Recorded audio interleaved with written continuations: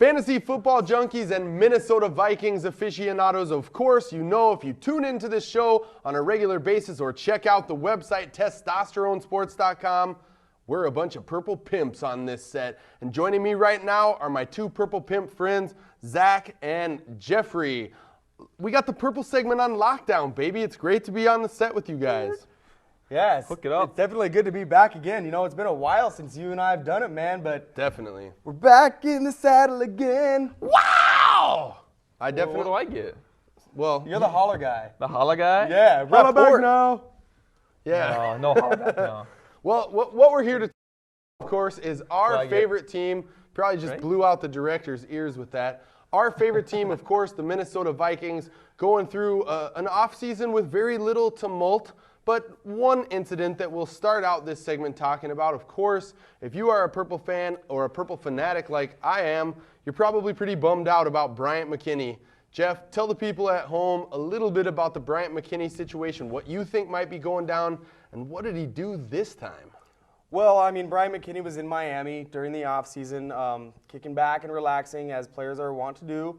And, you know, that's totally normal, but he went out and partied extensively and then had an altercation with a bouncer at a local establishment down there. So there's some legal things going on, and, you know, at the risk of irritating one Bryant McKinney, who I'm sure he's not up here, you know, dealing with our side right now, but I just, you know, I don't want to speak, you know, out too much because I don't know what happened down there. But Right. what I do, you know, think is that we're going to have a hard time on our offensive line because in an NFL now where Roger Goodell, the new commissioner, is laying down the gauntlet and being a lot more strict with players and their Right. behavior off the field, I just think there's no way that we're going to escape with Bryant McKinney not seeing at least a 4-game suspension. And, you know, my instinct tells me that it's going to be a whole season. Well, what we do know about the situation is that Bryant McKinney faces 2 felony counts right now from this alleged incident. And we also know that he allegedly beat the guy across the top of the head with a pipe or Allegedly. a mallet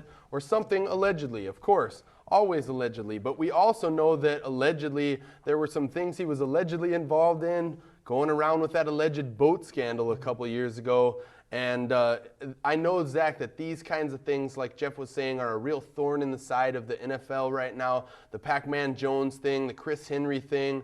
The NFL's just not putting up with this stuff right now. Do you agree with Jeff's take that McKinney could miss some significant time this season? I definitely think he'll get at least the 4 games that Jeff was talking about. Anything more than that might surprise me a little bit. Maybe I'm being biased because I'm a Vikings fan. I'm really Right. hoping not. But right now, I think minimum 4 games, and I'm actually hoping 4 games. So. And this is a big situation for us because behind him, our left tackle, there's just not a lot of depth there. The main thrust of the Vikings game is the running attack. And as if the McKinney situation wasn't bad enough, now we've got the centerpiece of our line. Of course, I'm talking about Pro Bowl center Matt Burke entering the final year of an 8-year deal. He's holding out right now. The team's refusing to renegotiate his deal. He's not in off-season workouts. Jeff, is all this stuff a bad omen for our offensive line? I mean, I'm trying not to be negative because I love the purple, but I'm worried that these are just a couple things that are early indicators that, you know, things might not be right up front for our offense this season. Well, I mean, as far as Matt Burke's situation is concerned, to me, this is just business as usual in the NFL. I mean, you see players all the time in want of a new contract. You know, there's only 1 year left on Burke's deal. He's going to skip the voluntary workout. It doesn't take anything away from his game because he has been our offensive line's leader for 8 seasons now. So he's not going to skip a beat. He's letting the team know in the method that is designed within the league that he wants a new contract. And the team is saying, we're not going to give you a contract right now, but we, as far as what I've heard, we are willing to negotiate with you starting mid-season and possibly get a deal done during the offseason next year. So for me, and what I think is that it all depends on McKinney's or Matt Burke's health and if he's able to remain on the field for all 16 games. Right, and after some bad health years a couple years ago, Burke has been relatively healthy for the past 2 seasons, definitely playing at a high level next to Steve Hutchinson. I really hope that our offensive line comes together and these issues sort of subside because there are some other things that have happened in the offseason that make me pretty excited and pretty optimistic. And one of those things is we finally got rid of Troy Williamson. Williamson. He's gone now. Zach, tell the people at home what you think Bernard Berrien brings to the table in Williamson's stead. Are you excited as I am that Williamson's gone? I'm ecstatic, actually. I mean, if you watch any of the games, I mean, of course, we watch all of them, so we get to see firsthand of how inept Troy Williamson is on the football field. He has no problem getting open. It's just the one thing that a receiver needs to do that he can't do, and it's very frustrating. And I can just think back to the Denver game, the last game that we played, and that wide open touchdown he dropped. And at that point, he had to go. It's like a male porn star who can't get a boner, Jeff. You got to be able to catch the ball. If Yeah, you're wide out. There are certain job descriptions, I heard he had a hard time getting out of town. Like, they tried to give him his ticket and he dropped his ticket, They tried to give him his luggage and he dropped his luggage, Right. God forbid that a guy ever gets married and has a kid. Yeah, no doubt. His career was really doomed from the start here. He was the guy kind of replacing Randy Moss in that deal that we got. He's gone. Bernard Berrien's in. What does Berrien from the Bears, who comes over from Chicago, what does he bring to the table for the offense?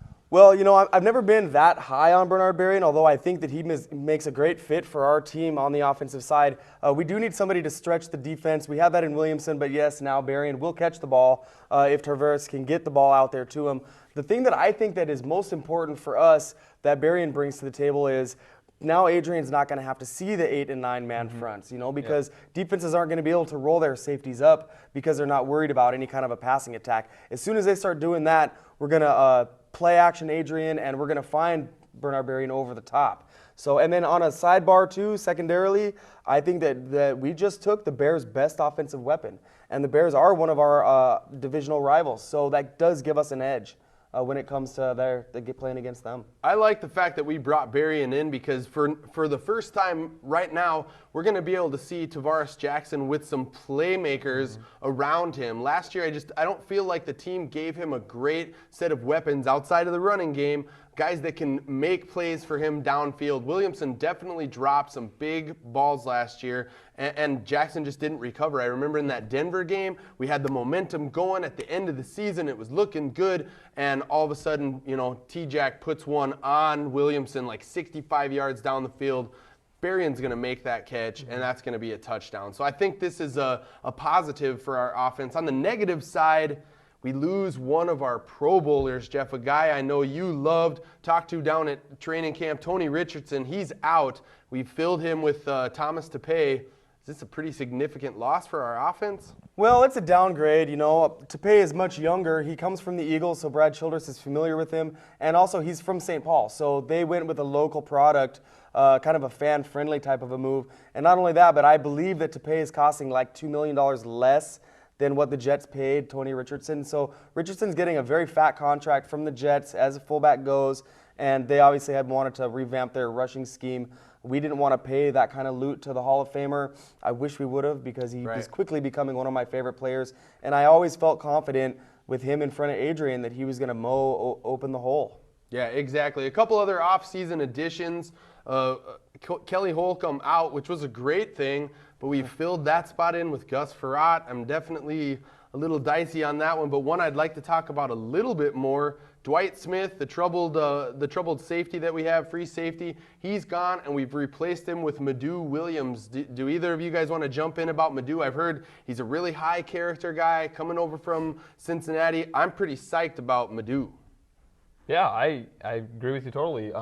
He's younger, but he's got decent experience. I know he comes from Cincinnati Bengals, who weren't really noted for their pass defense, but he probably was one of their better defenders. Right. And for them to get rid of one of their high character guys, well, it wasn't really smart on their part, but we'll take advantage of it, and I guess he will definitely fill in nice for Dwight Smith.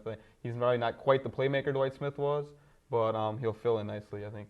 And he's got Darren Sharper right next to him, so he can learn from the best. So I mean, I don't spend a whole lot of time studying the secondary from the Bengals, Yeah. Right. But I do think it's important that we brought a high character guy in here. And the things that I've heard are that he's a quality player who's got some good speed and who brings a heavy hit potential there. So our secondary probably takes a step forward, I would think.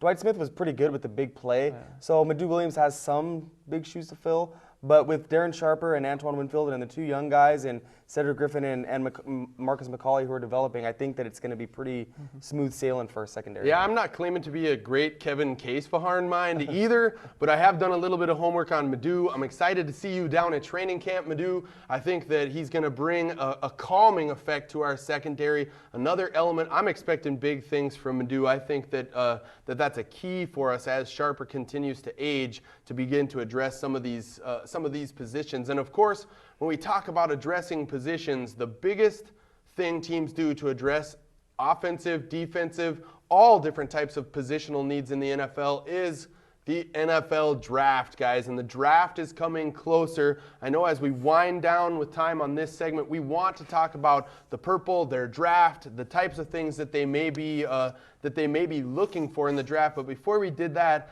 I just wanted to kind of rehash a little bit the recent trends for the Vikings in the first round of the draft. When you look at 1999, since 1999, check out this list of first-round busts that the Vikings have drafted. Demetrius Underwood, Chris Hovan, Michael Bennett, Kelechi Udeze, which I hate to say is a bust, but has definitely disappointed for a first-round player. Troy Williamson and Erasmus James, guys that just never really lived up to the potential of these first-round picks. But the last 2 years, since the Brad Childress regime has come in, we've walked away with Chad Greenway and Adrian Peterson. So, guys, I'm optimistic, man. I think we're about to have a great draft. Yeah, I'm really excited, and I think we are going to go. I know we've drafted DNs or 2 out of the last 4 years, but I think that's kind of the way we got to go. We don't really have a choice. And it's kind of a deeper class for DNs in the sense that there's 4 or 5 really good ones, which is really good for us because that means one of those top DNs is going to fall to us. A couple of guys that I'm really looking at are Philip Merling out of Clemson or Florida's Derek Harvey. Philip Merling's a little bit bigger, and he's got really good speed. He ran a 4.75. So that's what we're looking for, speed off the end. A guy that can get to the quarterback and help our secondary out. I think our secondary could really use a pass rush like that. Certainly. They're really skilled, and Sharper's one of those ball hawking guys who could really, get to the ball as long as we get pressure on the quarterback, and he can jump routes. He's not an excellent cover guy, but he's definitely got the smarts to where the ball is going to be. So I think that's just the one spot in our defense we're really lacking. So hopefully we can get one of those 2 guys. I'm not sure if Derek Harvey will be there. I know he's going back up charts, but I think Philip Merling might be there. So. And the nice thing about Merling is he's pretty much only fallen down the board because of an injury. Yeah. So we'd be getting a good, high quality for our draft pick. Yeah, he had sports hernia surgery. He did the same type of deal that Jonathan Stewart had with his toe. He went ahead and had the surgery before the draft so he could get it healed up and be ready for training camp. So. Right, and Merling is a name that a lot of the draft experts out there think will be available for the Purple. You touched a little bit on Derek Harvey from Florida. This guy's a natural pass rusher. He may not be there at the 17, guys, but for my money, I really, really hope that we end up with Derek Harvey. I like him quite a bit more than Philip Merling, don't you, Zach? Well, he's definitely been just, or if not a little bit more productive in college. He's got a little bit more of a wingspan. He might be able to use his leverage a little bit more than Philip Merling. Philip Merling just has a little more size and a little bit more speed, but they're both relatively quick for big DNs. So, but I do think that Harvey might go before he gets to us. I know in my mock draft I have him going later. But he's jumping up boards right now. So yeah, Harvey's definitely an immense talent. One guy out there that's a little bit raw. Some people are projecting him in that 18 to 23 range. Is Calais Campbell, a defensive end from Miami. Now this guy is definitely unpolished. His technique needs a lot of work. I watched some footage of him on NFL.com and comparing him to Derek Harvey. The footage I saw of Harvey. Campbell just doesn't move well, Zach. And if he's there and Merling and Harvey are gone, I'd really like to see the team move in a different direction. I'm kind of taking a back-off approach with Campbell. Well, the thing with Campbell is he had such a drop-off from the season before into 2007. He wasn't nearly as productive he was. And if you watch some of his film, he gets kind of lazy on some plays. He's not consistent. Right. I'm with you. I wouldn't really want him to be on our team. He just fits the mold of the guys we've already drafted. I'd rather get a guy who I am a lot more confident in, like Harvey or Merling.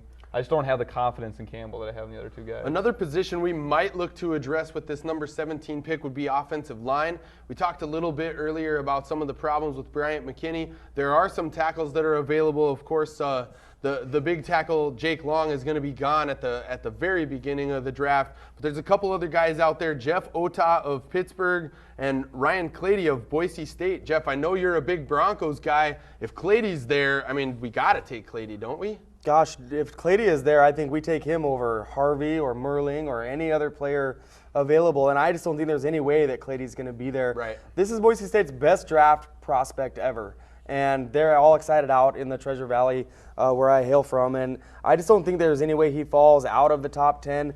You know, potentially he'll go between 10 and 15, but still we'll be on the outside looking in. So I know there's a guy named Jeff Ota, who's a tackle who we could use, and in my opinion, on the offensive line, you know, that's one of the few positions on your football team that you can take a player and move him to the other side if you need to. So, Right. and we do have a need on the right side of our offensive line. I know that that Artis Hicks is getting a little bit older, and he's been a backup for us for a couple of years now, and our line is getting a little bit older, and I think that an infuse of youth there would be very, very wise. And the one thing I'll say about defensive end is the fact that we took Erasmus James and Kenichi Udeze in back-to-back drafts.